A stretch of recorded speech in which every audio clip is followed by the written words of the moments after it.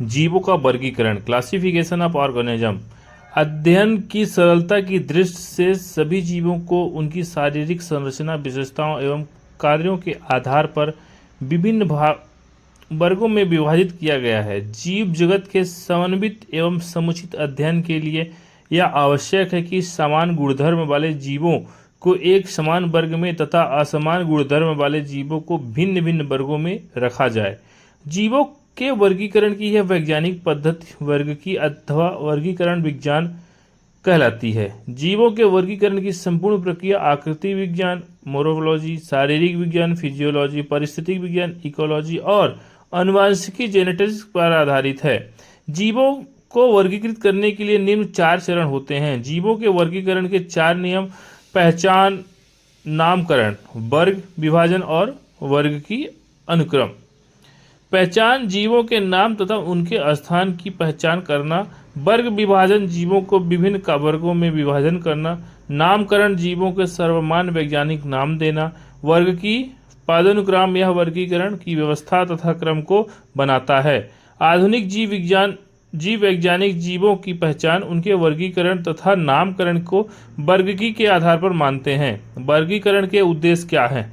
जीवों के पहले से निर्धारित लक्षणों के आधार पर पहचान करना तथा उनका बंटवारा करना। समरूपता तथा संबंधों के आधार पर प्रजातियों को उचित वर्गों के आरोही क्रम में रखना। जीवों में विकास और परिवर्तन को दिखाना। वर्गीकरण का इतिहास क्या है?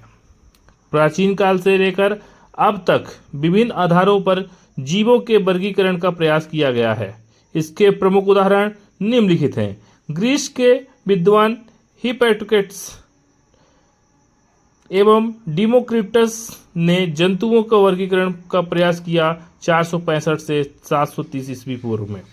अरस्तु ने जंतुओं के रहन सहन की ढंग, स्वभाव एवं शारीरिक आकार का आधार पर पक्षी, मछली, हवेल, कीट आदि जंतु समूह का वर्णन किया। उन्होंने छोटे जंतु समूह और कॉलियोप्टर तथा डिप्टेटर नाम दिए।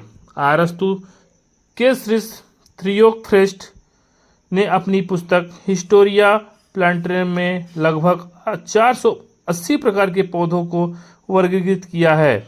इस महत्वपूर्ण योगदान के कारण थियोफ्रेस्ट को वनस्पति विज्ञान का जनक कहा गया है। थियोफ्रेस्ट को वनस्पति विज्ञान का जनक किसे कहा गया है? थियोफ्रेस्टस को वनस्पति विज्ञान का जनक कहा गया है। प्लिनी द एल्डर ने अपनी पुस्तक नेचुरलियस हिस्टोरियस में लगभग 1000 पादप प्रजातियों का वर्गीकरण किया है। जॉन रे 1627 से 1705 ईस्वी पूर्व में प्रथम ऐसे प्राकृतिक विज्ञानी थे जिन्होंने जाति शब्द का प्रयोग किया है तथा जाति और वंश में अंतर स्पष्ट किया है। उनकी पुस्तक हिस्टोरिया प्लांटेरम, यह पुस्तक थियोफ्रेस्टम की पुस्तक से अलग थी, में 18,000 से अधिक जंतुओं में एवं पादपों का विवरण किया गया है। जॉन रे ने एक ऐसी तालिका भी तैयार किया है जिसकी सहायता से विभिन्न लक्षणों के आधार पर जंतुओं का वर्गीकरण किया जाता है। स्वीडन के वनस्पति शास्त्री एवं जीव विज्ञान कैलोरस लिनियस ने अपनी पुस्तक सिस्टेमा नेचुरिया में जीवों का नाम तथा आधुनिक वर्गीकरण प्रणाली के व्यवस्था की। इसलिए कैरोलस लिनियस की वर्गीकरण विज्ञान का जनक कहा जाता है। वर्ग किसे कहते हैं? वर्ग जंतुओं के उस समूह को वर्ग कहते हैं जिसका विभाजन स्थान, गण और संघ के मध्य होता है।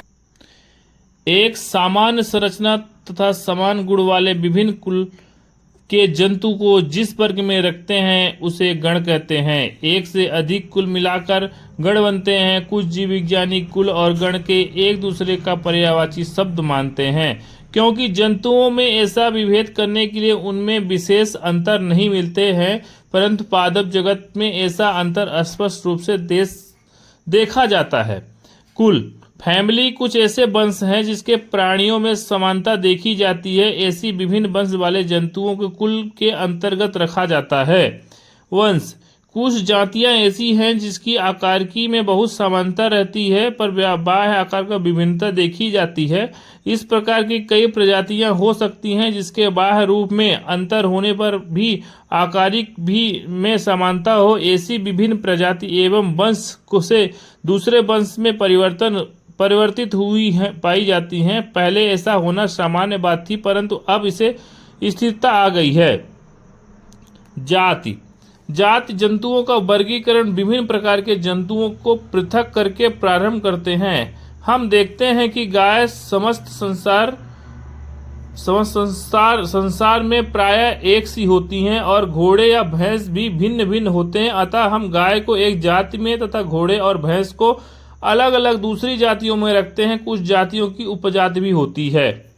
जीवों का वैज्ञानिक नामकरण। जीवों के नामकरण की द्विनाम पद्धति स्वीडन के जीव वैज्ञानिक कैलोरस लिनियस ने प्रस्तुत की थी। द्विनाम नामकरण का तात्पर्य है कि नामकरण के लिए दो पदों का प्रयोग करना।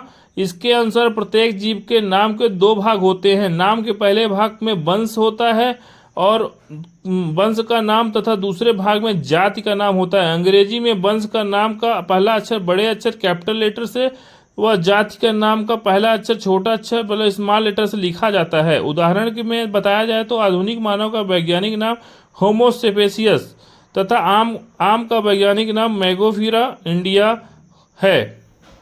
Subscribe now and press the bell icon. Never miss an update.